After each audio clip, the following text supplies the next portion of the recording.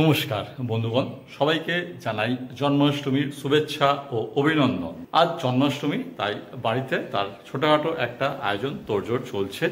Wife সেগুলো নিয়েই ব্যস্ত আছে। পাশাপাশি এই লাঞ্চের জন্য আজকে বাড়িতে হচ্ছে নিরামিষ সুন্দর আতপ চালের, গোবিন্দভোগ আতপ চালের খিচুড়ি। তার সেন্টটা কিন্তু নাকে আসছে, দারুণ লাগছে।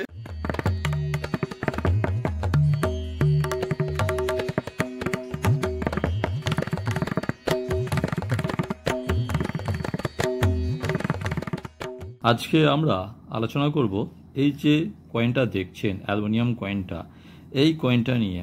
এই কয়েনটা দেখুন, এটা হচ্ছে একটা 10 পয়সার কয়েন।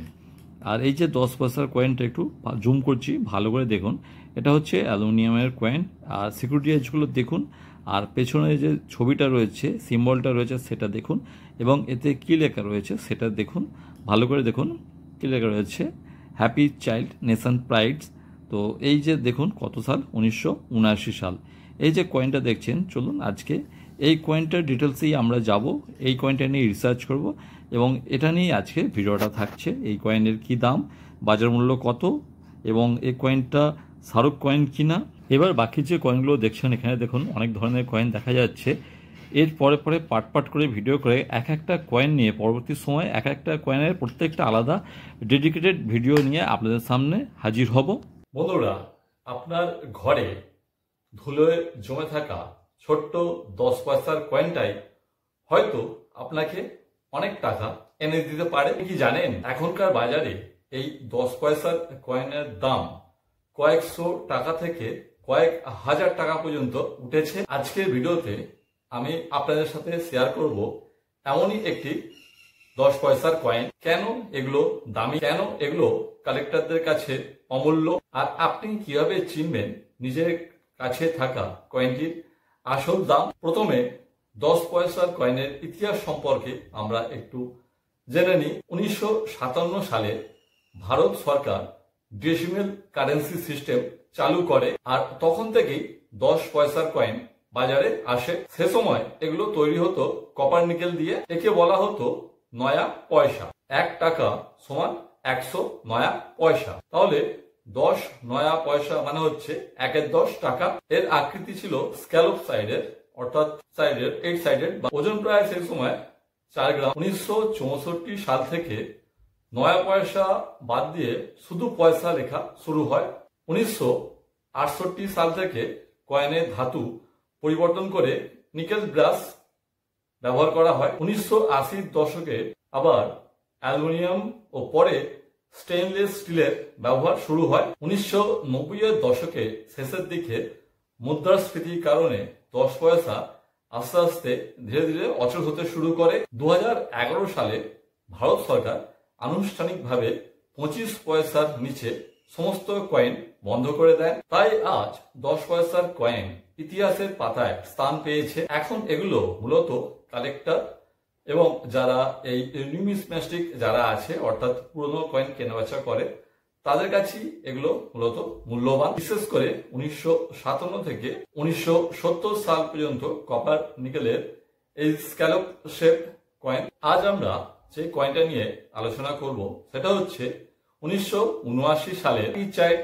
নেশন প্রাইড থিমের 10 পয়সার কয়েন, স্ক্যালপ আকৃতির, কলকাতা মিন্ট থেকে ইস্যুকৃত, মানে কলকাতা টাকসাল থেকে ছাপা হয়েছে। 1979 সালে ইউনেস্কো কর্তৃক international year of the child ঘোষণা করা হয়। ভারত এই উপলক্ষে হ্যাপি চাইল্ড নেশনস প্রাইড থিমে কয়েন ইস্যু করে। এই কয়েনের রিভার্স বা পেছনের দিকে এক বৃত্তের মধ্যে একটি ছাত্র, উপরে সূর্য এবং নিচে অলিভে দর্শানো বৃক্ষ ছড়া, আর নিচে 1979 সাল লেখা।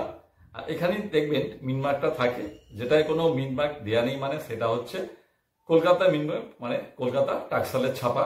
এই বৃত্তের চারিদিকে ইংরেজিতে হ্যাপি চাইল্ড নেশন প্রাইড এর দিকে ও হিন্দিতে বাচ্চো কি মুস্কান রাষ্ট্র কি শান উপরের দিকে লেখা থাকে। ওজন 2.3 গ্রাম। ধাতু অ্যালুমিনিয়াম। এর আকৃতি স্ক্যালপ বা চৌকো মোড়ানো আকৃতির হয়ে থাকে। চলুন এবার মোবাইল স্ক্রিনে যাওয়া যাক, গিয়ে বিশদে এই সম্পর্কে জানা যাক।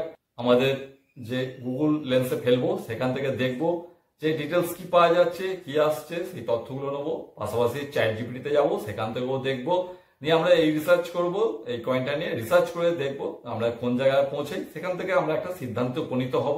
মোবাইলের ইন্টারনেট কানেকশনটা অন করে আমরা এবার গুগল লেন্সটা অন করেছি, আর গুগল লেন্স অন করে কয়েনের ছবিটা ক্লিয়ারভাবে অ্যাঙ্গেল করতে হবে যাতে সমস্ত লেখা এবং ছবি স্পষ্টভাবে আসে। এরপর আমরা ডিটেলস পাই, দেখি কি দেখায়।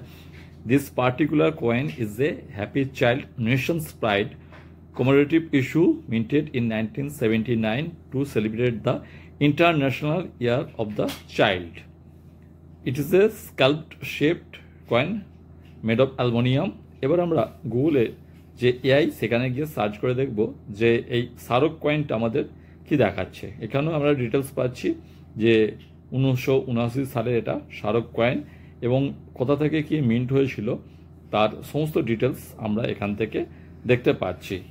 এবার আমরা একটা ওয়েবসাইটে যাওয়ার চেষ্টা করব, সেখানে গিয়ে দেখব যে এর দাম কীরকম বাজার মূল্য যেতে পারে। বিভিন্ন ওয়েবসাইটে বিভিন্ন লিস্টিং করা থাকে, তো আমরা একটা ওয়েবসাইটে এসে দেখি যে আমাদের কাছে যে কয়েনটা আছে এটা কি কয়েন আছে। এটা আছে কলকাতা মিন্টের। কলকাতা মিন্টের কোনো সাইন থাকে না। 1979 দেখুন, কলকাতা মিন্টের গুড কন্ডিশন হলে 30 টাকা, ভেরি গুড হলে 30 টাকা, ফাইন হলে 36 টাকা, ভেরি ফাইন হলে 36 টাকা, এক্সট্রা ফাইন হলে 36 টাকা, অথেন্টিক একদম হলে 51 টাকা, ইউএনসি হলে 110 টাকা। তাহলে দেখতে পাচ্ছেন একটা 10 পয়সা যদি গুড কন্ডিশনে থাকে সেটা দিয়ে আপনি পাচ্ছেন তাতে 30 টাকা। তাহলে সেটা কত গুণ বেশি একবার চিন্তা করে দেখুন। এরপর আমরা চলে আসছি চ্যাট জিপিটিতে। চ্যাট জিপিটিতে আমরা এই কয়েন সম্পর্কে লিখে সার্চ করে দেখব যে চ্যাট জিপিটি থেকে আমরা কি তথ্য পেয়ে থাকি। চ্যাট জিপিটি আমাদের ডিটেলস দিচ্ছে সমস্ত কিছু, যে এটা 1979 সালের যে 10 পয়সা হ্যাপি চাইল্ড নেশন প্রাইড থিমের যে কয়েন, তার ডিটেলস আমরা চ্যাট জিপিটি থেকে পাচ্ছি। তার থিম পাচ্ছি, তার মেটাল পাচ্ছি, তার ওয়েট পাচ্ছি, ডায়ামিটার পাচ্ছি, মিন্ট পাচ্ছি, এস্টিমেট ভ্যালু টুডে সেটাও পাচ্ছি। তো মোটামুটি চ্যাট জিপিটি আমাদের একটা এস্টিমেট ভ্যালু দেখাচ্ছে। চ্যাট জিপিটি কী করে, বিভিন্ন ওয়েবসাইটে বিক্রির যে দামে অকশানে লিস্টিং করা থাকে সেই দামগুলো তুলে আমাদের দেখায়, যার জন্য এখানে মোটামুটি আপনি অ্যাপ্রোপ্রিয়েট বিক্রি দাম ধরতে পারেন না। এটা মানুষজন যে দামে বিক্রি করতে দিয়েছে সেই দামটি এখানে দেওয়া থাকে।